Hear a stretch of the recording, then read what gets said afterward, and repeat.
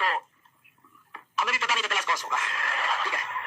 और आज हम आए थे कि एकदम समय पर क्लास स्टार्ट करेंगे, ठीक है, इसलिए सवेरे आ गए थे। तो हम लोग कौन सा चैप्टर पढ़े थे? चलो जो भी जहां भी है मस्तिष्क को शांत कर लीजिए, और मस्तिष्क आसानी से शांत होगा क्योंकि आप लोग बहस गए। बच्चा और बुढ़ा का मस्तिष्क जल्दी शांत नहीं होता है, क्योंकि एक का मस्तिष्क विकसित नहीं रहता है और एक का मस्तिष्क खत्म हो गया रहता है। तो हम लोग बहस गए, युवा है तो अपने मस्तिष्क पर कंट्रोल कर लीजिए, शांत हो जाइए। और हम लोग पौधों की दुनिया की सैर कर रहे थे, है ना। और पौधों की दुनिया की सैर करते करते सबसे पहले पौधे के जो समूह से हम मुलाकात किए थे वो कौन था? निश्चित तौर पर थैलोफाइटा के संबंध में जो भी बातें थे महत्वपूर्ण वो आपको बता दिए थे, और आप समझ गए होंगे कि ये पौधा वो पौधा है जिसमें जड़ तना पत्ती कुछ भी नहीं था। ये जलीय पौधा है, स्थल पर रहने का इसका तो औकात ही नहीं है, क्योंकि स्थल पर वही पौधा रहेगा जिसमें जड़ होगा। जड़ के अभाव में स्थल पर रहना संभव नहीं है, लेकिन जल और दलदल में रहना संभव है। तो थैलोफाइटा के बारे में पढ़ चुके थे। थैलोफाइटा समूह के जो प्रमुख पौधा थे वो शैवाल थे, अलगी थे। और शैवालों के बारे में हम आपको बताए थे कि शैवालों के साथ स्थिति यह है कि वो एक कोष के भी होते हैं, बहुकोष के भी। तो जो एक कोष के शैवाल है वो इस थैलोफाइटा अर्थात प्लांट किंगडम में नहीं है। एक कोष के शैवाल को प्रोटिस्टा किंगडम में रखा गया है। जो थैलोफाइटा समूह के शैवाल है वो सारे के सारे बहुकोष के हैं, लेकिन याद रखना है कि एक कोष के भी शैवाल होते हैं, लेकिन वो प्लांट किंगडम में नहीं रखे गए हैं। थैलोफाइटा समूह का दूसरा प्रमुख पौधा हमारा है दोस्तों लाइकेन। कौन है? लाइकेन। लाइकेन को हम पौधों की श्रेणी में ही रखते हैं, क्योंकि प्रकाश संश्लेषण के बदौलत ही इसका भी जीवन चलता है, और जब प्रकाश संश्लेषण हो रहा है तो निश्चित तौर पर वो पौधा है लाइकेन।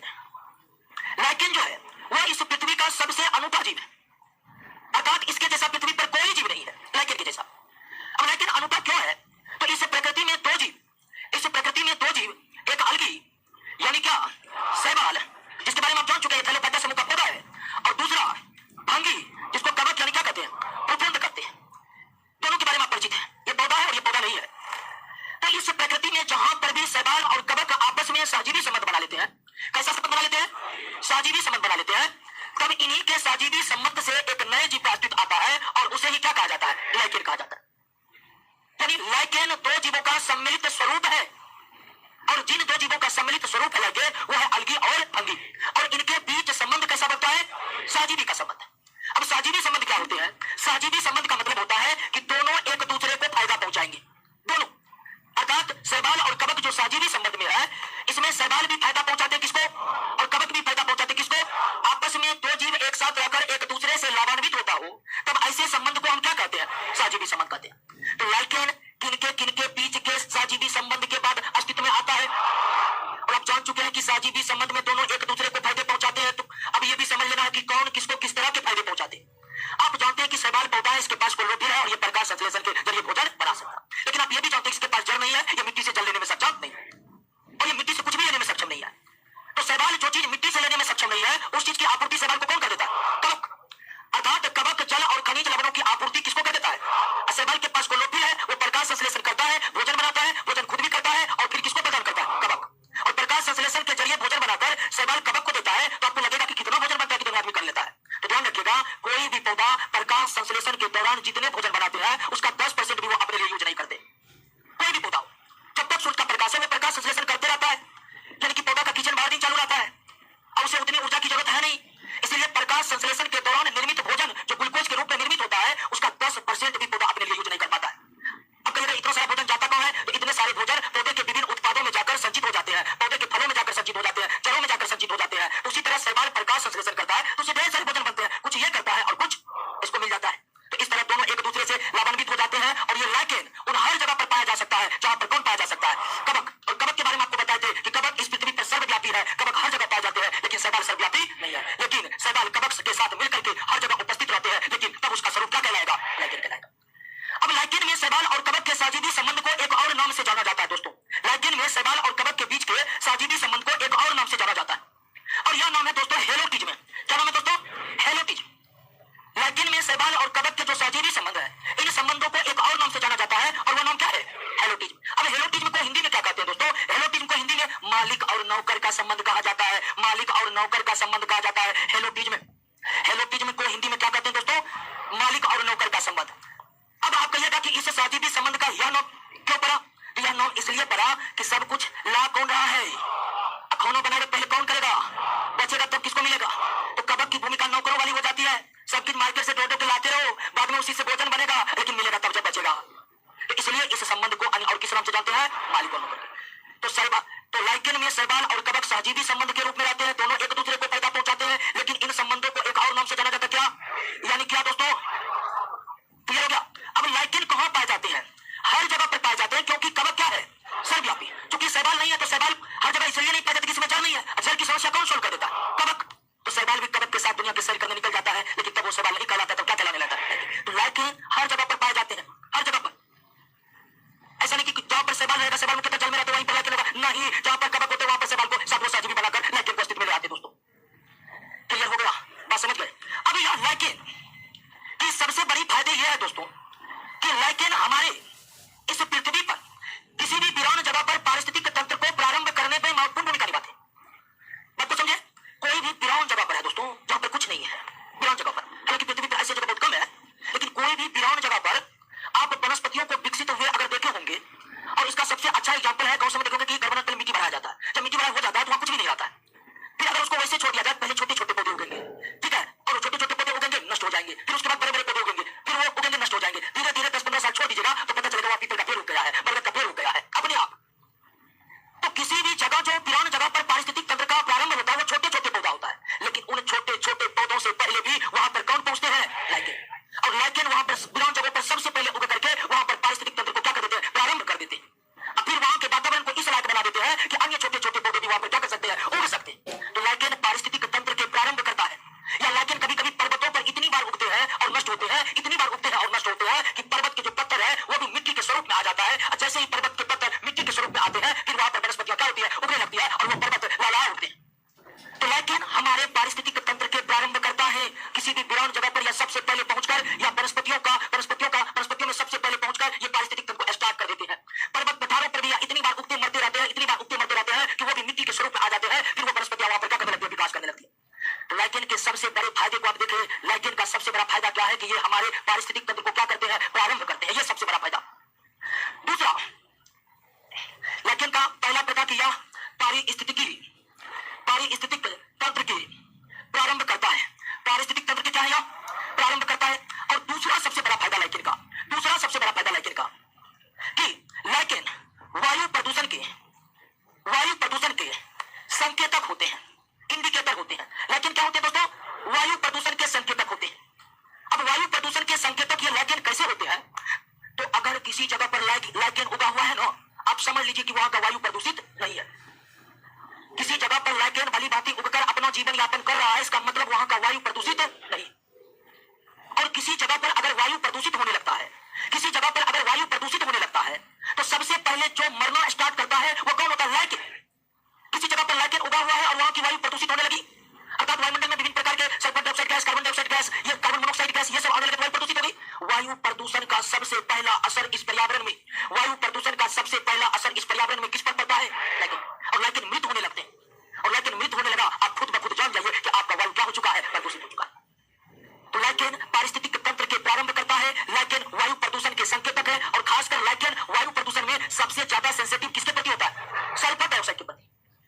कई गैस है जो प्रदूषण वायु को प्रदूषित करते हैं, जिसमें कार्बन मोनोऑक्साइड सबसे ज्यादा विषैला गैस है, उसके बाद सल्फर डाइऑक्साइड है। तो वायु प्रदूषण में जो गैस के प्रति लाइकेन सबसे ज्यादा संवेदनशील होते हैं वो गैस कौन है? Sulphur dioxide. इसी तरह कभी कभी दो तरह से प्रश्न पूछा जाता है, वायु प्रदूषण के संकेतक कौन होते हैं? लाइकेन। या वायु में सल्फर डाइऑक्साइड की उपस्थिति का पता आसानी से किसके द्वारा लगाया जा सकता है? कैसे लगाया जा सकता है? क्लियर हो गया ना? लाइकेन वायु प्रदूषित होगा, यानी सल्फर डाइऑक्साइड की थोड़ी सी भी उपस्थिति होगी, धीरे धीरे लाइकेन क्या होने लगेगा? मरने लगेगा। क्लियर हो गया? लाइकेन के बारे में इतने जानना है दोस्तों। क्लियर? कई लाइकेन है जिसके कई तरह के आर्थिक महत्व उनके, जैसे रोसेला लाइकेन, उनसे लिटमस पेपर तैयार किए जाते हैं। लिटमस पेपर जिसे अम्ल और भस्म की क्या होती है? पहचान होती है। इंडोकार्पन लाइकेन है जिसको सब्जी के तौर पर इस्तेमाल किया जाता है। उसी तरह परमेलिया लाइकेन है जिससे मुर्गी का उपचार किया जाता है। तो कई ऐसे लाइकेन की प्रजातियां अर्थात जातियां हैं जिनके कई आर्थिक महत्व है। 3 नाम तो आप याद ही रखिएगा, एक परमेलिया, दूसरा इंडोकार्पन और तीसरा रोसेला। मुर्गी के उपचार में कौन लाइकेन कौन आता है? सब्जी के तौर पर कौन लाइकेन खाया जाता है? लिटमस पेपर कौन लाइकेन से? रोसेला लाइकेन से। क्लियर है? लाइकेन कोई दिक्कत नहीं ना? लाइकेन के बारे में सब समझ गए ना? चलिए तो आ जाइए, लाइकेन किन किन जीवों के मिलने से बनता है? शैवाल और लाइकेन में शैवाल और कवक के बीच साजीवी कैसा संबंध रहता है? साजीवी संबंध। लाइकेन में शैवाल और कवक के साजीवी संबंध को अन्य किस नाम से जाना जाता है? हेलोटीजम। पारिस्थितिक तंत्र के प्रारंभकर्ता मुख्यतः कौन होते हैं? वायु प्रदूषण के संकेतक कौन होते हैं? या वायु में सल्फर डाइऑक्साइड के संकेतक कौन होते हैं? क्लियर हो गया? चलिए एक बार लाइकेन को सरसरी निगाह से देख लीजिए, फिर हम वायु फायदा पर आते हैं।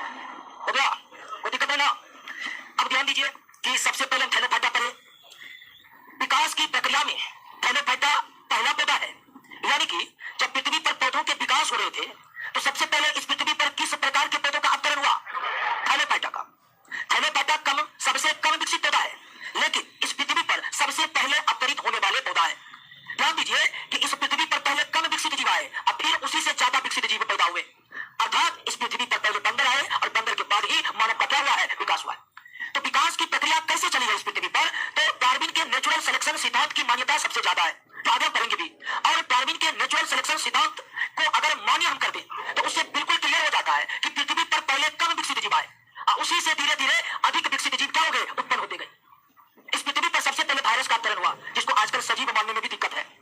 उसके बाद बैक्टीरिया आया, जिसमें प्रोकैरियोटिक कोशिकाएं। तो विकास की प्रक्रिया कैसे चलती है ये आप समझ गए ना। तो थाइलोफाइटा निश्चित तौर पर सबसे कम विकसित पौधे हैं, इसलिए जैसे ही हम अब अगला फाइलम पर आएंगे तो एक बात तो क्लियर हो जाएगा कि निश्चित ही वो थाइलोफाइटा से क्या होगा, ज्यादा विकसित होगा।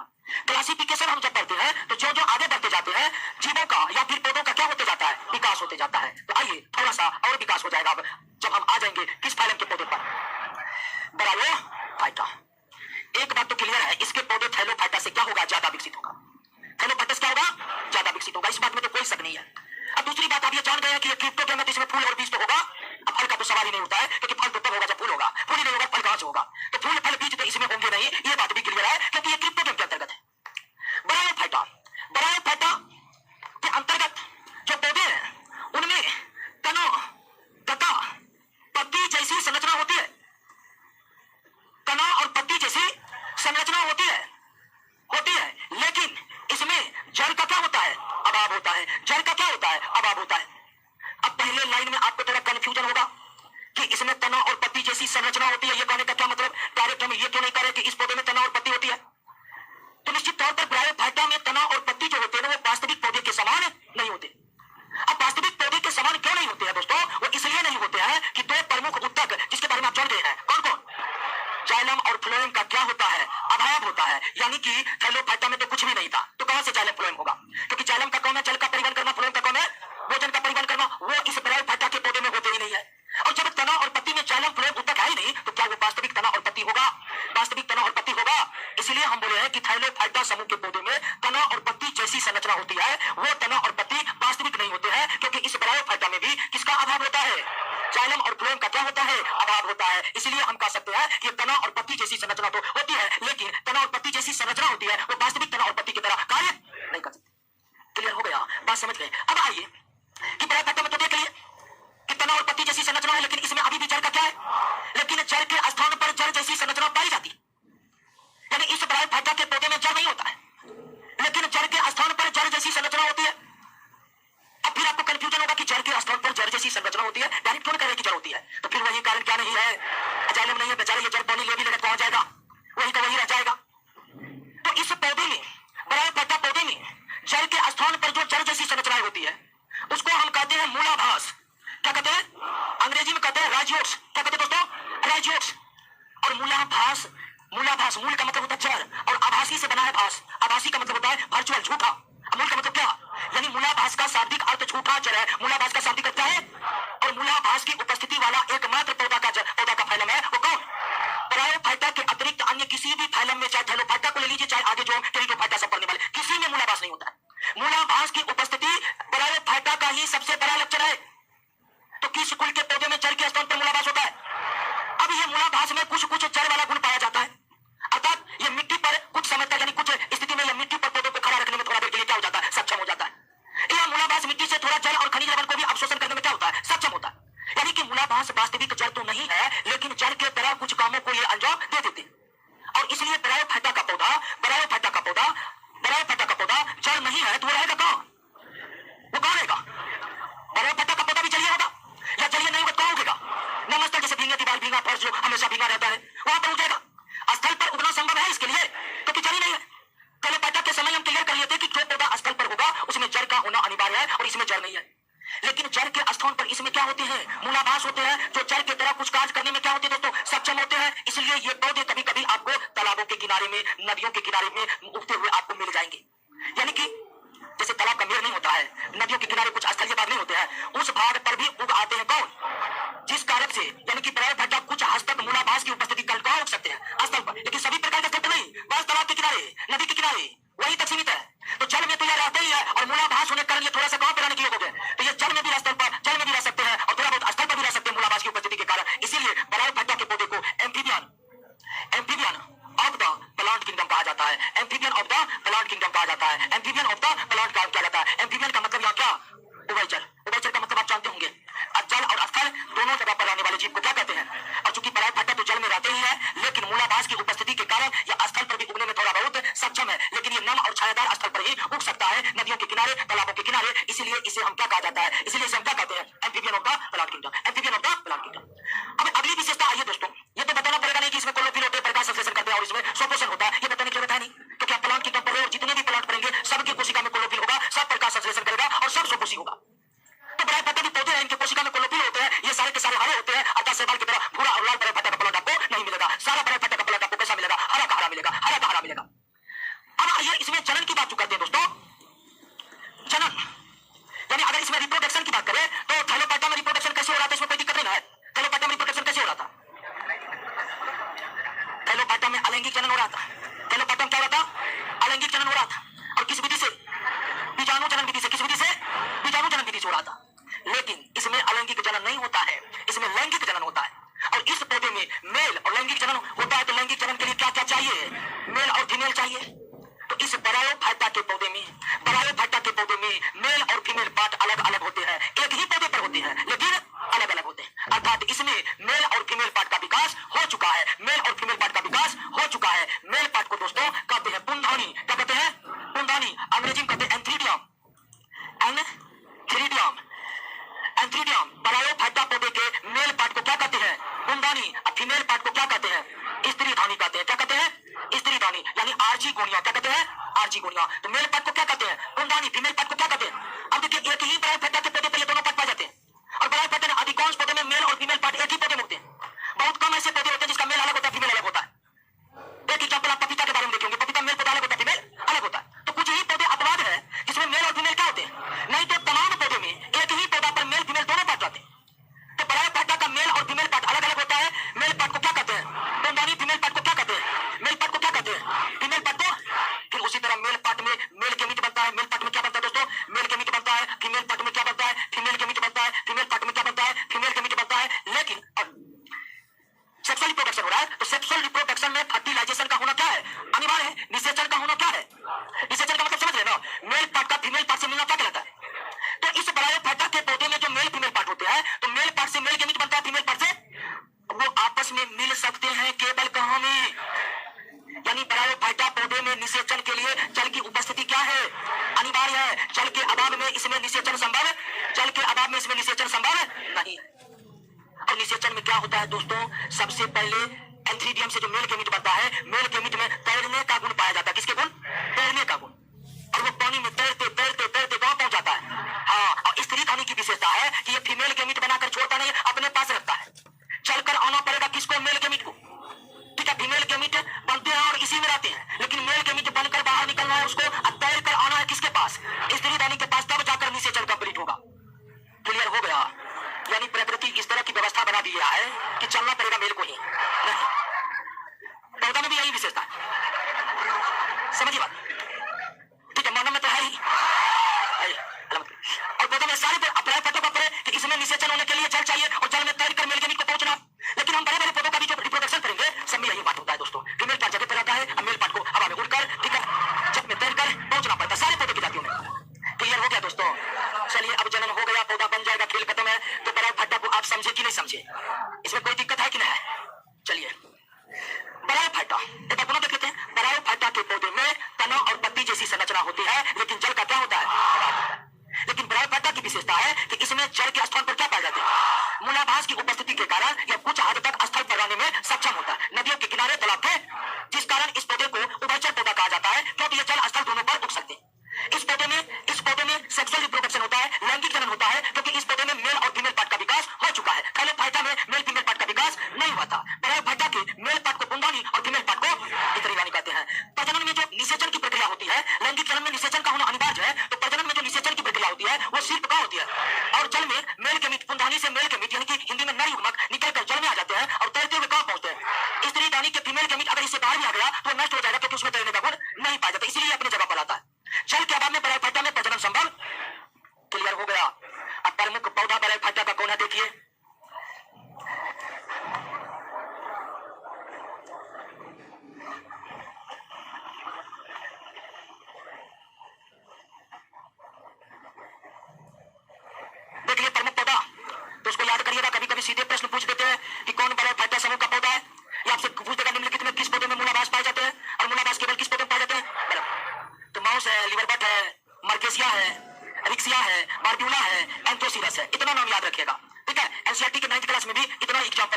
एग्जाम्पल मोस्ट इंपोर्टेंट है, इसको याद करिएगा। मॉस, लिबरबर्ट, रिक्सिया, मर्केसिया, बार्ब्यूला, एंथोसिरस, ये ब्रायोफाइटा समूह के चर्चित पौधे हैं। थैलोफाइटा में तो आपको सिर्फ शैवाल का नाम याद रखना है। थैलोफाइटा समूह का चर्चित पौधा केवल कौन था?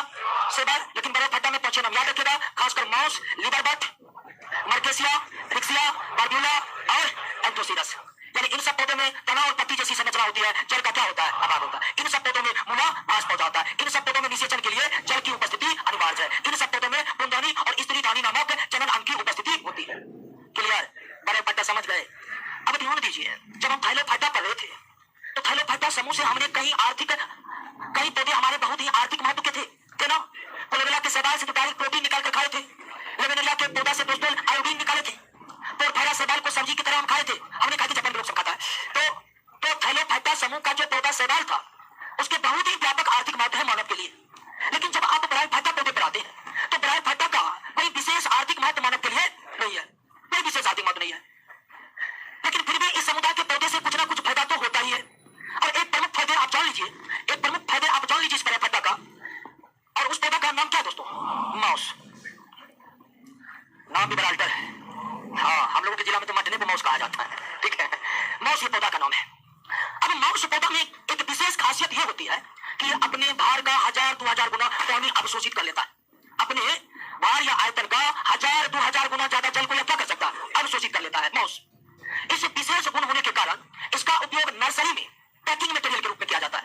मान लीजिए नरेंद्र मोदी चल गया अमेरिका से उन्हें गिफ्ट मिल गया एक पौधा। अब वो जो पौधा गिफ्ट मिला है, अब नरेंद्र मोदी जी का टूर अभी 5-6 देश बचा हुआ है, वो घूम कर ही भारत आएंगे। तब तक पौधा जो दिया गया सूखने की संभावना है, तो उस पौधा के जड़ों को आसानी से किसमें पैक कर दिया जाता है? माउस को। अब माउस को एक बार पानी में डुबा दिया जाता है। ये ढेर सारे पानी को क्या कर लेते हैं? अवशोषित कर लेते हैं। अब पूरे रास्ते पौधे के पानी को आपूर्ति देते रहते हैं। पौधा मस्ती में प्रकाश संश्लेषण करते रहता है। तो अगर पौधों को लंबे लंबे दूर तक भेजना है नर्सरी से, मान लीजिए गुजरात से पौधा बिहार आ रहा है, बिहार से पौधा श्रीलंका जा रहा है, श्रीलंका नेपाल जा रहा है, ठीक है, तो ऐसी स्थिति में पौधे के जड़ों को किसमें पैक किया जाता है? माउस में। और माउस में एक गुना की अपने आयतन का 1000-2000 गुना ज्यादा जल को अवशोषित कर लेता है। कभी कभी तो माउस इतने अधिक जल को अवशोषित करके रखता है कि आपको पता चलेगा वहां चली नहीं है। कभी कभी नदियों के किनारे, तालाबों के किनारे आदमी तो क्या जाता है, क्या होता है? माउस बिछा हुआ है पूरा, वो ढेर सारे पानी को क्या कर लेता है? अवशोषित कर लेता है। लोग को लगता है पानी कहां पे लेना है, जैसे वहां जाता है सीधे नीचे धस जाता है। ये किसके कारण होता है? माउस। क्योंकि वहां पर माउस था, जितना पानी था सबको अवशोषित कर लिया है। अब अवशोषित कर लिया, आपको दिखेगा नहीं पानी है, आप एकदम सूखे सूखे चलेंगे आदमी जाता है माउस पर, सीधे नीचे धस जाता है ठेंगुना पर। लगता है थोड़ा पानी कहां से आ गया है।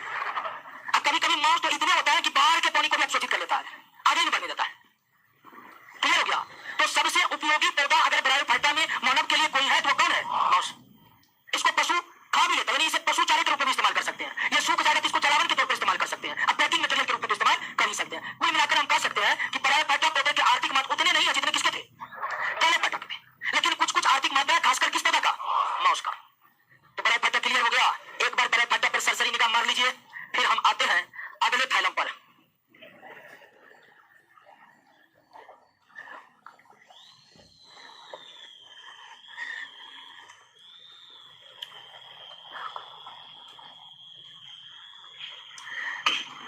जिनको नींद आ रहा है दरोगा कैसे बनिएगा? बहुत सो रहा है।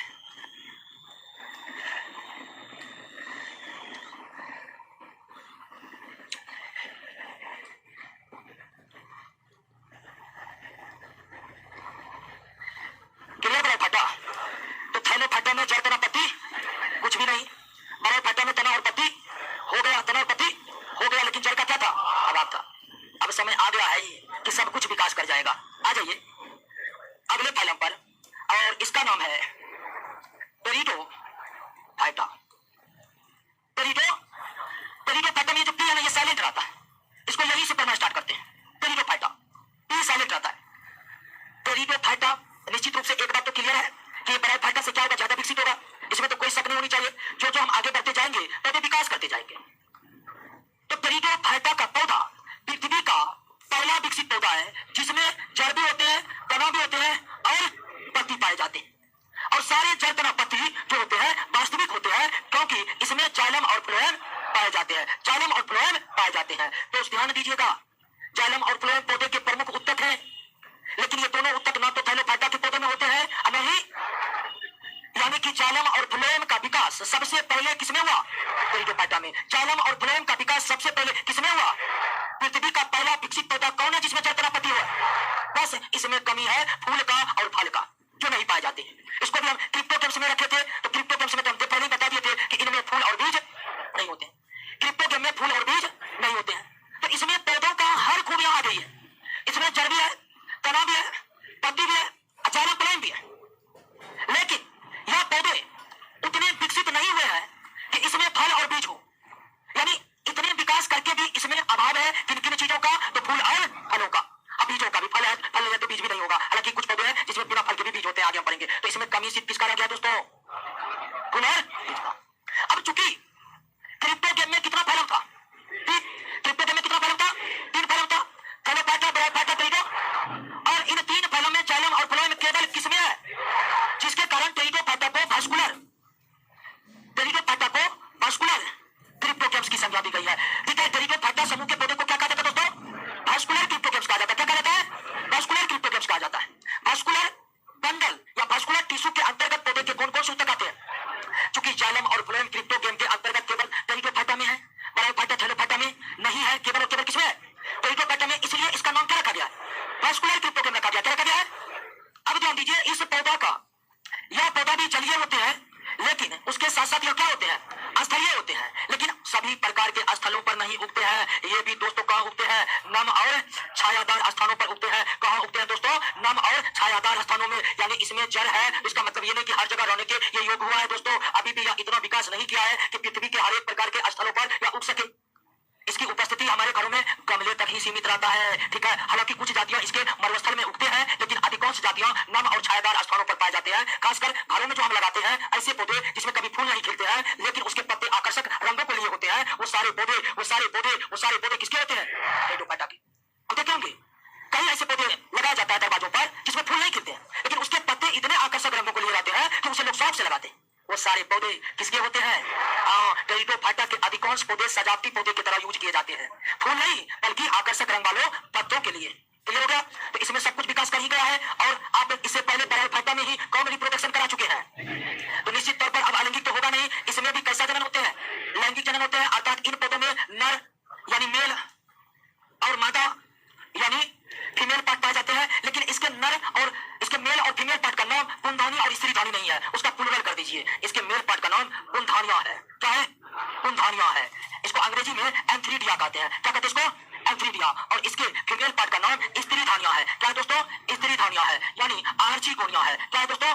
आर्चीगोनिया। ठीक है, उसका गोनियम था, इसको गोनिया है, उसको एंथ्रीडियम था, इसका एंथ्री। ध्यान दीजिएगा, पुंधानी ब्रायोफाइटा का मेल पार्ट है, जबकि पुंधानिया टेरिडोफाइटा का मेल पार्ट है। स्त्रीधानी ब्रायोफाइटा का फीमेल पार्ट है, लेकिन स्त्रीधानिया। और इसमें भी निषेचन के लिए जल का होना क्या है? आवश्यक। जल के अभाव में ना तो ब्रायोफाइटा में निषेचन हो सकता है, और जल के अभाव में ना तो टेरिडोफाइटा का विकास हो सकता है। यानी ब्रायोफाइटा और टेरिडोफाइटा दोनों वर्ग के पौधे में लैंगिक जनन में निषेचन के लिए, फर्टिलाइजेशन के लिए जल का होना क्या है? अनिवार्य। और इसमें भी वही आता है, पुंधानियों से मेल केमिकल निकल करके जल में तैरते हुए कहां पहुंचते हैं? इसीलिए गमले में जो टेरिडोफाइटा वाला सजावटी पौधे होते हैं, उसके आसपास कभी आप नए पौधे को उगे देखे हैं? नहीं देखे। पौधे नहीं उगते क्यों? तो आसपास जल नहीं रहते हैं ताकि वो निषेचन कर सके। निषेचन नहीं के अभाव में आपको पौधे उगे नहीं मिलते। क्लियर हो गया? बात समझ गए? कोई दिक्कत नहीं ना? तो टेरिडोफाइटा के बारे में याद रखना है, यह पृथ्वी पर का पहला विकसित पौधा है जिसमें जड़, तना, पत्ती पाए जाते हैं। जाइलम फ्लोएम का विकास भी पहली बार किस कुल के पौधे में हुआ है? टेरिडोफाइटा में। चूंकि जाइलम फ्लोएम क्रिप्टोगेम समूह के केवल टेरिडोफाइटा में होता है, इसीलिए टेरिडोफाइटा को क्या कहते हैं? वास्कुलर क्रिप्टोगेम्स कहते हैं। टेरिडोफाइटा के पौधे जलीय भी होते हैं, स्थलीय भी होते हैं, लेकिन स्थल पर यह हर जगह उपस्थित नहीं होते हैं। ये नम, छायादार या गमलों में होते हैं। खासकर इन्हें सजावटी पौधे के रूप में इस्तेमाल किया जाता है। ब्रायोफाइटा की तरह टेरिडोफाइटा में भी सेक्सुअल रिप्रोडक्शन होता है, और सेक्सुअल रिप्रोडक्शन के लिए इसमें मेल और फीमेल पार्ट बने होते हैं। मेल पार्ट पुंधानिया कहलाता है, फीमेल पार्ट स्त्रीधानिया कहलाता है। और टेरिडोफाइटा के पौधे में भी निषेचन के लिए जल का होना क्या है? ब्रायोफाइटा में भी निषेचन के लिए जल का होना। क्लियर हो गया? समझ गए? आपको कौन कौन पौधा, टेरिडोफाइटा का कौन कौन पौधा याद रखना है? सबसे पहले याद रखना है लाइकोपोडियम, ये पौधा याद रखना है। दूसरा टेरिडियम, तीसरा मर्सेलिया, क्या? मर्सेलिया। चौथा सिले जिनेला, पांचवा एजोला, छठा ओपियो गुलोसम। इतने पौधे का नाम याद रखिए। ये सारे पौधे टेरिडोफाइटा के हैं। Lycopodium, Pteridium, Marsilea. ध्यान रखिएगा, मर्केसिया ब्रायोफाइटा का है, अब मर्सिलिया टेरिडोफाइटा का। ब्रायोफाइटा में पौधा मर्केसिया पढ़े थे ना, मर्केसिया ब्रायोफाइटा का है, अब मर्सिलिया टेरिडोफाइटा का है। तो लाइकोपोडियम, टेरिडियम, मर्सिलिया, सिलेजिनेला, एजोला, ओफियोक्लोसम, इन पौधों का नाम आप याद रखिए। और इन सारे पौधे से कुछ ना कुछ हमें प्राप्त होते हैं। जैसे लाइकोपोडियम का बीजाणु निकालकर दवाई बनाया जाता है, टेरिडियम को पशु चारे के तौर पर इस्तेमाल किया जाता है, मर्सिलिया को सब्जी के तौर पर खाया जाता है, सिलेजिनेला जो है वो सजावटी पौधों के तौर पर लगाया जाता है, एजोला जलीय टेरिडोफाइट प्लांट है, इससे जैव उर्वरक बनाए जाते हैं। क्या बनाए जाते हैं? जैव उर्वरक। जैव का मतलब होता है सजीव, जिंदा। जब जिंदा कोई चीज से उर्वरक बनता है उसे जैव उर्वरक कहते हैं, कृत्रिम चीजों से बनता है उसे रासायनिक उर्वरक कहते हैं। तो एजोला जैव उर्वरक के तौर पर काम आता है। और ओफियोक्लोसम का नाम याद रखना है इसलिए कि ओफियोक्लोसम एक ऐसा पौधा है जिसमें गुणसूत्र की संख्या कितनी होती है? 1260। यानी कितना जोड़ा? यानी अब तक वैज्ञानिकों ने सजीवों में जो सबसे ज्यादा गुणसूत्रों की खोज की है उसमें नंबर 1 पर कौन है? यानी अब तक किसी ऐसे पौधे या फिर जंतु का पता नहीं लगा है जिसमें गुणसूत्र 1260 से अधिक है। यानी सबसे अधिक गुणसूत्र वाला जो पौधा है, सबसे अधिक गुणसूत्र वाला जो पौधा है वो किस समूह का है? टेरिडोफाइटा का है। और उस पौधा का नाम क्या है? ओफियोक्लोसम है। कितने पाए जाते हैं? 1260 यानी 630 जोड़ा। 1260 यानी 630 जोड़ा। क्लियर हो गया? और एक पौधा और नाम याद रखिएगा, फार्म। कौन? फार्म। क्लियर? टेरिडोफाइटा। तो थैलोफाइटा, ब्रायोफाइटा, टेरिडोफाइटा का कॉन्सेप्ट क्लियर हुआ? एक बार टेरिडोफाइटा पर सरसरी निगाह डालिए, तब हम आगे बढ़ते हैं।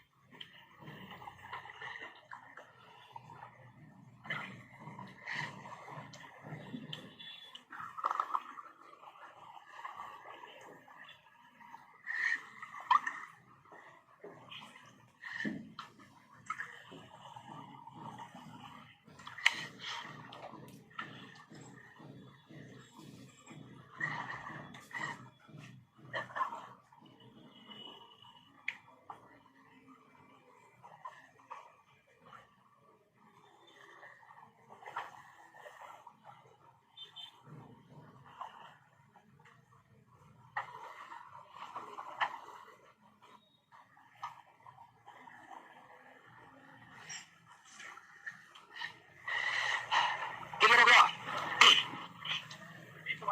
क्या? अच्छा, बीज स्वभाव। एक तो टेरिडोफाइटा में बीज नहीं होते हैं, ये क्लियर है। लेकिन एक प्लांट है, उसका नाम है हेटेरोस्पोर। हेटेरोस्पोर या हेटेरोस्पोरस जो कह दीजिए। इस पौधे में यानी कि मेल और फीमेल के बीच का मिलना आपस में क्या कहलाता है? फर्टिलाइजेशन, निषेचन कहलाता है। निषेचन के बाद मेल और फीमेल के बीच जब मिलते हैं ना, तो मिलकर कौन सी संरचना बनाते हैं? तो इन पौधों में फर्टिलाइजेशन के बाद जो जाइगोट बनते हैं, वो जाइगोट इन पौधों पर लटके होते हैं। आप जानते हैं कि फर्टिलाइजेशन के लिए जल का आवश्यक है। जल में सिर्फ मेल गेमीट तैरकर कहाँ आते हैं? फीमेल गेमीट के पास। फीमेल गेमीट से मिलकर के फिर क्या बना लेता है? तो जब इन पौधों में जाइगोट का निर्माण होता है तो ये पौधे में क्या होते हैं? लटके होते हैं। क्या होते हैं? लटके रहने के कारण ये ऐसे दिखाई पड़ते हैं जैसे पौधों में बीज लटका हुआ है। इसलिए यह माना जाता है कि हेटेरोस्पोर में बीजों की प्रकृति उत्पन्न होने के कगार पर है। यानी हजारों वर्षों के बाद हो सकता है कि टेरिडोफाइट प्लांट में भी क्या उत्पन्न हो जाए? बीज उत्पन्न हो जाए। तो इसीलिए इसे बीज उत्पत्ति का स्वभाव माना जाता है। किस कारण से? जाइगोट लटके रहने के कारण से। लेकिन वो वास्तविक में बीज होता ही नहीं है। और ऐसा सभी टेरिडोफाइट प्लांट में नहीं होता है, केवल किसमें होता है? हेटेरोस्पोर पौधा में होता है। किसमें होता है? हेटेरोस्पोर होता है। क्लियर है? कोई दिक्कत नहीं ना? आइए दोस्तों, क्रिप्टो गेम समाप्त हो गया। सबसे पहले पौधा को 2 भागों में बांटते थे, क्रिप्टो गेम और एंड्रोगेम। क्रिप्टो गेम में बीज और फूल नहीं होते थे, एंड्रोगेम में बीज और फूल होते हैं। और एंड्रोगेम में कितने फाइलम थे? दो थे, जिम्नोस्पर्म और एंजियोस्पर्म। तो आइए सबसे पहले पढ़ लेते हैं जिम्नोस्पर्म को। इसको हिंदी में कहते हैं अनावृत बीजी।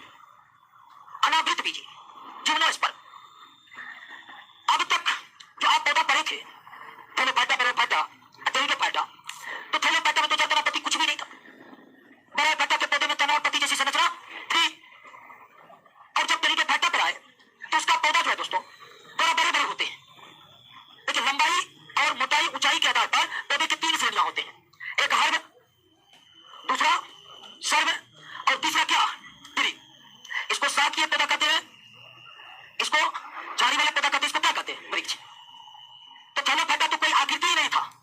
ब्रायोफाइटा का सारा पौधा क्या था? शाकीय था। टेरिडोफाइटा का पौधा शाकीय भी था और कुछ पौधा क्या था?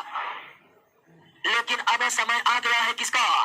वृक्ष वाले जो पौधे होते हैं उसकी शुरुआत कहां से होता है? जिम्नोस्पर्म से। इससे पहले आप थैलोफाइटा पर पढ़े, थैलोफाइटा में तो कोई आकृति मासूम होते हैं, यानी चल फिर लेंगे तो मसल देंगे, यानी साकी होते हैं। पेरिटोफाइटा के पौधे कुछ बड़े बड़े होते हैं, अर्थात उसका स्वरूप किसके समान।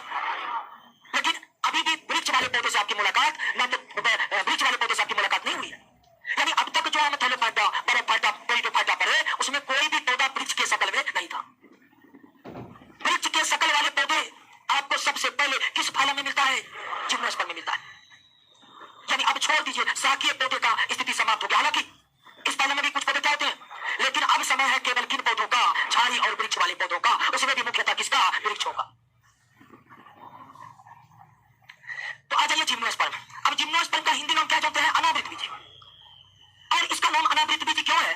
तो सबसे पहले इसी को आप समझ लीजिए कि इस जिम्नोस्पर्म पौधे में बीज बनते हैं, बीज बनते हैं, परंतु फल नहीं होते हैं। बीज बनते हैं परंतु फल नहीं होते हैं। अभी तक आप जितने भी बीज को देखे होंगे वे फलों के अंदर रहते हैं कि नहीं रहते हैं? जिस भी लगभग आप जितने भी बीज को देखे होंगे सारे बीज फलों के अंदर होते हैं। लेकिन जिम्नोस्पर्म ऐसा पौधा है जिसमें बीज होता है, बीज होता है लेकिन फल नहीं लगता है। अब फल नहीं होने के कारण बीजों के ऊपर कोई आवरण नहीं रहता है, बीज बिना आवरण का होता है, इसलिए इसका नाम क्या पड़ गया है? अनावृत बीज। तो इसका नाम अनावृत बीज इसलिए है क्योंकि इसके बीजों के ऊपर फल का कोई आवरण नहीं होता है, और इनके बीजों के ऊपर फल का कोई आवरण क्यों नहीं होता है? तो इसमें फल ही नहीं होता है। यानी जिम्नोस्पर्म के किसी भी पौधा में फल नहीं लगता है। और फल क्यों नहीं लगता है? तो इसमें फूल नहीं होता है, इसमें फूल नहीं होता है। अब आपको आश्चर्य लगेगा कि फूल नहीं है तो बीज कहां से आ गया है? तो दोस्तों यही है इस पौधे की विशेषता। जिम्नोस्पर्म का न फूल होता है न फल होता है, पता नहीं बीज होता है दोस्तों। अब ये कैसे होता है? तो दोस्तों रिप्रोडक्शन के जरिए होता है। क्या होता है? तो प्रकृति ने इसी अनुभव डाल दिया है कि तुम्हें फूल नहीं होगा, फल भी नहीं होगा, लेकिन तुम्हें बीज होगा। अब इतना कुछ होने के बाद बीज होता है तो बीज पर कोई आवरण नहीं, कोई आवरण नहीं तो इसमें अनावृत बीज। तो जिम्नोस्पर्म के पौधे में फूल नहीं होते हैं, फल भी नहीं होते हैं, लेकिन इसमें बीज होते हैं। अब ये विशेषता, इनके पौधे झाड़ी तथा वृक्ष के समान होते हैं, झाड़ी तथा वृक्ष के समान होते हैं तथा अधिकांशतः मरुस्थलीय होते हैं। दोस्तों क्या होते हैं? मरुस्थलीय होते हैं। इसीलिए हम अपने आसपास अर्थात बिहार झारखंड में जिम्नोस्पर्म पौधे ज्यादातर देखते नहीं है, क्योंकि जिम्नोस्पर्म के लगभग 90% पौधे जो है मरुस्थलीय है, मरुस्थल में उगने के लिए अनुकूलित है। तो जिम्नोस्पर्म की पहली विशेषता किसमें बीज होते हैं, लेकिन क्या क्या नहीं होता है? फल नहीं होने के कारण इसके बीज पर कोई आवरण, और यही कारण इसका नाम क्या पड़ गया है? अनावृत बीज। इसके पौधे किस शक्ल के होते हैं? जिम्नोस्पर्म के अधिकांश पौधे कहां उगने के लिए होते हैं? मरुस्थलीय। अब दोस्तों अगली विशेषता है कि इन पौधों में नर तथा मादा पौधा अलग अलग होता है। नर तथा मादा पौधा अलग अलग होता है। जिम्नोस्पर्म में नर पौधा अलग, मादा पौधा अलग। इसके अलावा जितना भी पौधा है ना, सब में नर और मादा एक ही पौधा पर लगे होते हैं। ये जिम्नोस्पर्म में पौधा है जिसमें नर अलग होगा, मादा अलग होगा। अब नर मादा अलग होगा तो इसमें पौधे में फर्टिलाइजेशन होने से पहले दोस्तों एक और प्रक्रिया होती है, और उसका नाम क्या है? पॉलिनेशन, यानी क्या? परागन। परागन इसके बीच किसके माध्यम से होता है? वायु के माध्यम से होता है। किसके माध्यम से? अब परागन समझ नहीं रहे हैं तो समझिए, मेल पार्ट का उठ करके फीमेल पार्ट पर जाना ही क्या कहलाता है? परागन। परागन को आगे हम रिप्रोडक्शन चैप्टर में डिटेल से पढ़ेंगे, लेकिन थोड़ा सा यहाँ पर दीजिए। परागन का मतलब होता है मेल पार्ट का उठ करके किसी भी तरीके से वायु के माध्यम से, जल के माध्यम से या अन्य किसी माध्यम से उठ करके फीमेल पार्ट पर पहुंचना। तो इस जिम्नोस्पर्म के सारे पौधा में नर पौधा अलग होता है, मादा पौधा अलग होता है। तो उनके बीच परागन कैसे होता है दोस्तों? वायु के माध्यम से। समस्त जिम्नोस्पर्म पौधे में परागन किसके माध्यम से होता है? समस्त जिम्नोस्पर्म पौधे नर और मादा क्या होते हैं? अलग अलग होते हैं। अब आइए दोस्तों कि इस जिम्नोस्पर्म पौधे का जो जड़ होता है, ठीक है, इस जिम्नोस्पर्म प्लांट का जो जड़ होता है, इसमें कौन जड़ पाया जाता है? मूसला जड़ पाया जाता है। कौन जड़ पाया जाता है? अब कहीं मूसला जड़ क्या है? तो ऐसे जड़ जो लंबे लंबे दूर तक क्या होते हैं? भागते रहते हैं। लंबे लंबे दूर तक क्या होते हैं? भागते रहते हैं। शाखाएं निकलती रहती है, उसे क्या कहते हैं? मूसला जड़ कहते हैं। उसे क्या कहते हैं? मूसला जड़। कुछ जड़ होते हैं जैसे धान, गेहूं, मक्का का जड़ देखे हैं, दूर तक नहीं भागेगा, एकदम कुछ बना जगह पड़ेगा। ऐसे जड़ को हम क्या कहते हैं? रेशेदार जड़ कहते हैं। क्या कहते हैं? कुछ पौधे के जड़ जैसे गेहूं हो गया, मक्का हो गया, धान हो गया, इन सब के जड़ जो होते हैं गुच्छे में होते हैं और ज्यादा दूर तक फैले नहीं होते हैं। ऐसे जड़ को क्या कहते हैं? उसके बाद बड़े बड़े वृक्षों के जड़ जो होते हैं लंबे लंबे दूरी तक फैलते हैं। किसी पौधे के जड़ तो इतने मजबूत होते हैं कि बगल में किसी का घर है तो दीवार पार कर के अंदर घुस जाता है जड़, इतने मजबूत होते हैं। इस जड़ को हम क्या कहते हैं? और जिम्नोस्पर्म के जितने भी प्लांट है किसी में रेशेदार जड़ नहीं पाए जाते हैं। जिम्नोस्पर्म का कोई भी प्लांट है किसी में रेशेदार जड़ नहीं पाए जाते हैं। सारे के सारे में कैसे जड़ पाए जाते हैं? मूसला जड़ पाए जाते हैं। सारे के सारे में कैसे जड़ पाए जाते हैं? अब मूसला जड़ और इसके मूसला जड़, जिम्नोस्पर्म के मूसला जड़ में कुछ पौधे के मूसला जड़ में सजीवी के रूप में शैवाल भी रहते हैं और कवक भी रहते हैं। सजीवी के रूप में शैवाल भी रहते हैं और कवक भी रहते हैं। और ध्यान दीजिए थोड़ा सा, दो परिभाषिक शब्द है। ऐसे जड़ जिसमें सजीवी के रूप में कौन है, उस जड़ को कोरोनवाइड जड़ कहते हैं। उस जड़ को क्या कहते हैं, कोरोनवाइड जड़ कहते हैं। उस जड़ को क्या कहते हैं दोस्तों, कोरोनवाइड जड़ कहते हैं। ऐसे जड़ जिसमें सजीवी के रूप में कौन रहते हैं, शैवाल, उसको क्या कहते हैं, कोरोनवाइड जड़ कहते हैं। क्या कहते हैं दोस्तों, कोरोनवाइड जड़ कहते हैं। और ऐसे जड़ जिसमें कवक सजीवी के रूप में रहे, उसे क्या कहते हैं, माइक्रोराइजल जड़ कहते हैं। उसे क्या कहते हैं, तो ये परिभाषिक शब्द, कभी कभी डायरेक्ट परिभाषा पूछता है कि कोरोनवाइड जड़ क्या है, तो ऐसे जड़ जिसमें सजीवी के रूप में कौन है, ऐसे जड़ जिसमें सजीवी के रूप में कवक है, उसे क्या कहते हैं, माइक्रोराइजल जड़। तो माइक्रोराइजल जड़ क्या है, सजीवी जड़ क्या है, समझ गए ना। अब ध्यान दीजिए कि माइक्रोराइजल जड़ हो या सजीवी जड़ हो, वो कैसा जड़ होगा, वो रेशेदार नहीं होगा, वो कैसा होगा, कोरोनवाइड। और माइक्रोराइजल जड़ हमेशा क्या होगा, कोरोनवाइड जड़ किसे कहते हैं, जिस जड़ में सजीवी के रूप में, माइक्रोराइजल जड़ किसे कहते हैं, जिस जड़ में सजीवी के रूप में कवक रहता।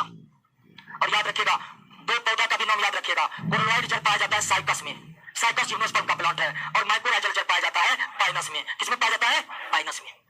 याद रखिएगा, दोनों पौधा काफी चर्चित पौधा है, साइकस और पाइनस।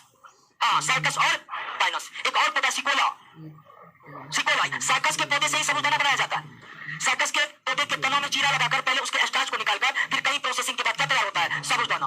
अब पाइनस का जो बीज होता है, पाइनस के बीज से चिलगोजा बनाया जाता है। चिलगोजा को जिम्नोस्पर्म का मेवा कहा जाता है। काफी ज्यादा पौष्टिक तत्वों से भरपूर होता है। किसका बीज, पाइनस के बीज को प्रोसेस करके क्या बनाया जाता है, चिलगोजा। चिलगोजा की प्राप्ति किससे होती है, पाइनस के पौधों के बीजों से। फल तो होता नहीं जिम्नोस्पर्म में, तो जो कुछ प्राप्ति होगा बीजों से होगा दोस्तों। साइकस के पौधा से क्या निकलता है, साबूदाना निकलता है साइकस के पौधा से। तो जिम्नोस्पर्म का कॉन्सेप्ट क्लियर हुआ। आइए एक बार देख लेते हैं। जिम्नोस्पर्म ऐसे पौधे हैं जिसमें बीज बनते हैं लेकिन फल नहीं बनते हैं, और फूल भी। चूंकि बीज बनते हैं लेकिन फल नहीं बनते हैं, तो बीज पर कोई आवरण नहीं होता है, बीज बिना आवरण का होता है, इसलिए इसका नाम क्या पड़ गया। उसके बाद जिम्नोस्पर्म के जो पौधे होते हैं, झाड़ी तथा वृक्ष के, यानी कि वृक्ष वाले पौधे सबसे पहले किसमें देखने को मिलता है, यानी थैलोपाटा, पेरोपाटा, टेरिडोपाटा, किसी में वृक्ष वाले पौधे नहीं है। वृक्ष वाला पहला पौधा आपको कहा। उसके बाद इन पौधे, ये पौधे जो होते हैं जिम्नोस्पर्म के, अधिकांश क्या होते हैं, पर्वतस्थलीय होते हैं। इस पौधों की खास विशेषता नर पौधा अलग, मादा पौधा। सभी जिम्नोस्पर्म के पौधे नर और मादा क्या होते हैं, अलग अलग होते हैं। इन पौधों में परागण हमेशा किसके माध्यम से होता है, जिम्नोस्पर्म के पौधे में कैसे जड़ पाए जाते हैं, मूसलाधार। और जिम्नोस्पर्म के मूसलाधार खास प्रकार के हो सकते हैं, कोरोनवाइड और माइक्रोराइजल जड़। साइकस में कैसा जड़, कोरोनवाइड जड़। पाइनस में क्लियर हो गया, कोई दिक्कत नहीं ना। एक बार जिम्नोस्पर्म को सरसरी निगाह से देख लीजिए, और उसके बाद पौधा का अंतिम दुनिया, लेकिन सबसे बड़ी और महत्वपूर्ण दुनिया पढ़ाएंगे दोस्तों।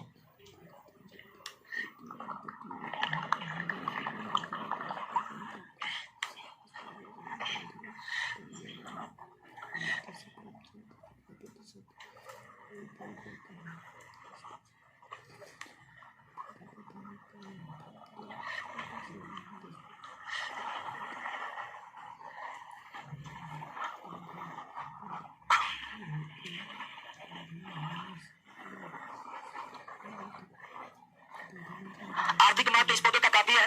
साबूदाना तो निकाल ही लिया है, चिलगोजा का नाम बताए थे। चिलगोजा में तो इतने पौष्टिक तत्व होते हैं, तो उन्हें जिम्नोस्पर्म का मेवा कहा जाता है। मेवा एक खास प्रकार का मिठाई है, खाया कि नहीं, खाए हैं, कहाँ मिलता है, चलिए। मेवा का मतलब खुआ हुआ, दूध को जलाकर जो बना, ठीक है। तो और भी आर्थिक महत्व है। लकड़ी निकाले जाते हैं, कारपीन का तेल जो चीड़ के पौधों से निकाला जाता है, वो चीड़ का पौधा भी आपका क्या है, जिम्नोस्पर्म। चीड़, देवदार, स्प्रूस, ये सब जिम्नोस्पर्म के पौधे हैं, और उसकी लकड़ियां काफी कठोर और मजबूत होती है। तो लकड़ियों की प्राप्ति भी होती है इस फाइलम के पौधे से। अब आ जाइए एंजियोस्पर्म।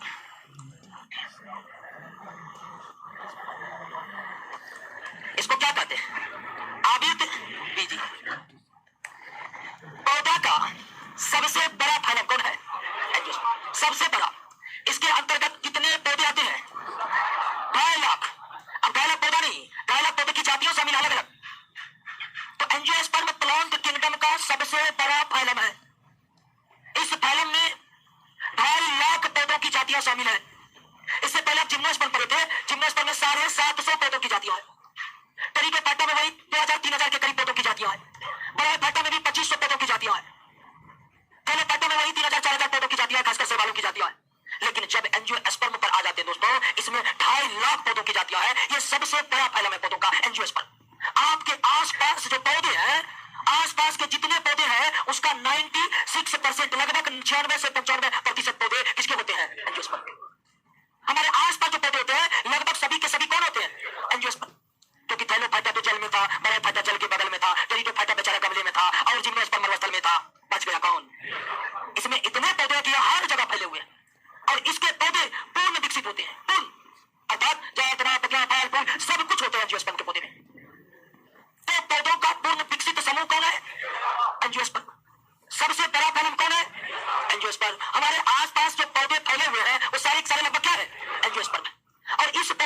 पौधा शाकीय पौधा से लेकर के बड़े बड़े वृक्षों तक होते हैं।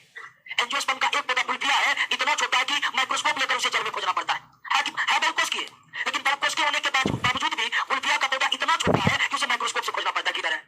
वही यूकेलिप्टस का पौधा इतना लंबा होता है कि आगे सभी बड़े बड़े पौधे उसके सामने बौने नजर आते हैं दोस्तों। तो इस फाइलम में, एंजियोस्पर्म फाइलम में छोटे छोटे पौधे से लेकर के बड़े बड़े वृक्षों तक शामिल है। इसके अंतर्गत शाकीय पौधे भी आते हैं जैसे बुल्बिया, झाड़ी वाले पौधे भी आते हैं जैसे अनार का पेड़, और बड़े बड़े वृक्ष भी आते हैं जैसे आम अमरूद। तो हर तरह के पेड़ है दोस्तों, इसमें बताने की जरूरत ही नहीं है कि क्या है क्या नहीं है दोस्तों। जो भी पौधे की विशेषता है सब इस पौधे के अंतर्गत सब इस फाइलम के पौधे में पाए जाते हैं। और इस फाइलम के पौधे पृथ्वी के हर एक वातावरण में पाए जाते हैं, जल में पाए जाते हैं, स्थल में पाए जाते हैं, मरुस्थल में पाए जाते हैं, हिमालय की चोटियों पर पाए जाते हैं, अंटार्कटिका महाद्वीप पर भी पाए जाते हैं, टुंड्रा और टैगा में भी पाए जाते हैं। दोस्तों इतनी अधिक विविधता है एंजियोस्पर्म के पौधे में कि यह पृथ्वी के हर एक वातावरण में उगने के लिए अनुकूलित हो चुका है। और मानव के सभी आवश्यकताओं को पूरा कौन पौधा करता है? चाहे खाने वाला अनाज हो, सब्जी हो, फल हो, तेल हो, चाय पत्ती हो, कॉफी हो, सारी की सारी आवश्यकता हमारी किस पौधे से पूरा होता है? एंजियोस्पर्म से पूरा होता है। मानव की सारी आवश्यकताएं लगभग किन पौधों से पूरी होती है? एंजियोस्पर्म से। अनाज वाला पौधा एंजियोस्पर्म है, सब्जी वाला पौधा एंजियोस्पर्म है, औषधीय गुण वाला पौधा एंजियोस्पर्म है, पेड़ पौधा चाय कॉफी कावा वाला पौधा एंजियोस्पर्म है। एंजियोस्पर्म पौधा ही मानव के समस्त आवश्यकताओं को क्या करता है? पूरा करता है। अब एंजियोस्पर्म में इतने अधिक पौधे शामिल है, लगभग कितना कि इसको पुनः दो भागों में बांटा गया है। इसको पुनः कितने भागों में बांटा गया है? दो भागों में बांटा गया है। अब इसको समझिए, एक बीजपत्री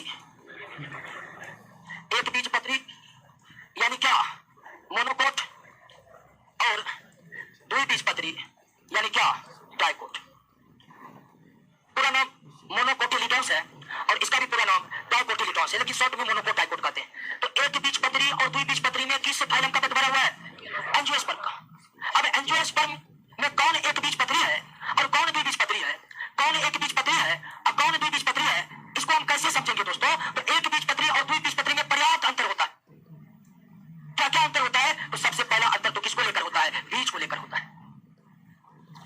एक बीजपत्री में कितने बीजपत्र होते हैं? एक बीजपत्र होते हैं। जबकि द्विबीजपत्री में कितने बीजपत्र होते हैं? दो बीजपत्र होते हैं। जैसे चना को देखे हैं, चना क्या है? उसको तोड़िएगा ना तो बीच में दो बीजपत्री होगा, दो बीजपत्र निकलेगा। मक्का को देखे हैं, मक्का को बीच में तोड़िएगा तो एक बीजपत्र निकलेगा। तो एक बीजपत्री में एक बीजपत्र होते हैं, द्विबीजपत्री में दो बीजपत्र होते हैं। एक बीजपत्री में एक बीजपत्र होते हैं, द्विबीजपत्री में दो बीजपत्री होते हैं। अगर आप बीजों को लेकर अंतर न कर पाते हैं तो इसका जड़ भी क्या होता है दोस्तों? अलग अलग होता है। एक बीजपत्री में रेशेदार जड़ पाया जाता है। कैसा जड़? रेशेदार जड़। एक बीजपत्री में कैसा जड़? रेशेदार जड़ पाया जाता है।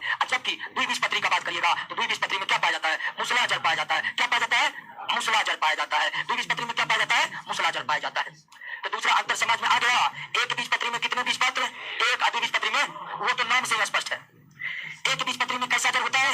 रेशेदार। जैसे गेहूं, मक्का, ये सब क्या है? एक बीजपत्री। धान भी क्या है? एक बीजपत्री। केला भी क्या है? एक बीजपत्री। नारियल भी एक बीजपत्री है। ठीक है, उसका रेशेदार जड़ वो दूर तक फैल जाते हैं, लेकिन जड़ उसमें कैसे होते हैं? रेशेदार। और द्विबीजपत्री का कैसा? मूसला जड़। द्विबीजपत्री में मूसला जड़। आइए, अब इसके तना भी अलग होते हैं। एक बीजपत्री का जो तना होता है, एक बीजपत्री का तना जो होता है वो क्या होता है? खोखला तना होता है। जैसे बांस को देखिए, बांस एक बीजपत्री है। क्या? तो उसका तना जो है क्या बीच में? खोखला है। लेकिन इसका तना दोस्तों क्या होता है? इसका तना बिल्कुल ठोस होता है। बिल्कुल क्या होता है? ठोस होता है। बिल्कुल दोस्तों क्या होता है दोस्तों? इसका तना बिल्कुल क्या होता है? ठोस होता है। द्विबीजपत्री के तना क्या होते हैं? ठोस होते हैं। एक बीजपत्री के तने क्या होते हैं? खोखले होते हैं। एक बीजपत्री के तने क्या होते हैं? खोखले होते हैं। द्विबीजपत्री के तना क्या होते हैं? ठोस होते हैं। चौथा, एक बीजपत्री का अगर पत्ता देखेगा तो एक बीजपत्री का पत्ता में समांतर शिरा विन्यास होता है। क्या होता है? समांतर शिरा विन्यास होता है। एक बीजपत्री का जो पत्ती होता है उसका जो शिरा होता है एकदम सीधे सीधे होता है, और इसे हम क्या कहते हैं दोस्तों? समांतर शिरा विन्यास। जबकि द्विबीजपत्री का पत्ती लीजिए तो द्विबीजपत्री का पत्ती में क्या होता है? जाल के समान शिरा विन्यास होता है। किसके समान? जाल के समान शिरा विन्यास होता है। इसे कहते हैं जालिका वत शिरा विन्यास। तो अंतर स्पष्ट रूप से आप समझ रहे हैं ना? एक बात पुनः समझिए। एक बीजपत्री में कितने बीजपत्र? द्विबीजपत्री में दो बीजपत्र। एक बीजपत्री में कैसा जड़? द्विबीजपत्री में मूसला जड़। एक बीजपत्री का तना कैसा? द्विबीजपत्री का ठोस। एक बीजपत्री का पत्ती कैसा? समांतर शिरा विन्यास। द्विबीजपत्री में जैसे आम का पत्ता देखे हैं ऐसे होता है, मक्का का पत्ता देखे हैं ऐसे होता है, लंबा लेकिन शिरा विन्यास क्या होता है? सीधा। उसके बाद सबके फूल भी क्या होते हैं? अलग अलग होते हैं। ठीक है, इसके फूल भी क्या होते हैं दोस्तों? अलग अलग होते हैं। अगर एक बीजपत्री के फूलों को हम देखें, एक बीजपत्री के फूलों को, तो एक बीजपत्री के फूल में 3 चक्र होते हैं मात्र। कितने चक्र होते हैं? 3 चक्र होते हैं मात्र। कितने चक्र होते हैं दोस्तों? 3 चक्र होते हैं। 3 चक्र, 1 चक्र, 2 चक्र और 3 चक्र। एक बीजपत्री के फूल में 1 2 3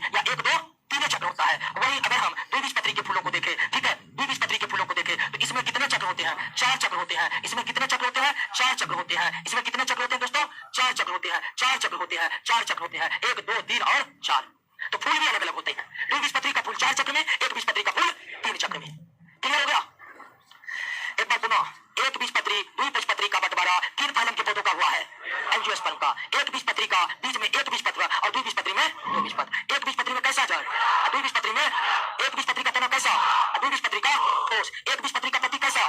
द्विबीजपत्री का। एक बीजपत्री के फूल में कितने चक? द्विबीजपत्री में 4 चक। क्लियर हो गया? पौधों का दुनिया समाप्त हो गया दोस्तों। थैलोफाइटा से यात्रा करते करते एंजियोस्पर्म में क्या हो जाता है? समाप्त हो जाता है। अब दोस्तों एक बीजपत्री को भी कई कुल में बांटा गया है, कई कुल में, जैसे लिलियेसी, ग्रेमिनी, पाल्मी और यूजेसी। ये एक बीजपत्री के कुल है, यानी फैमिली है।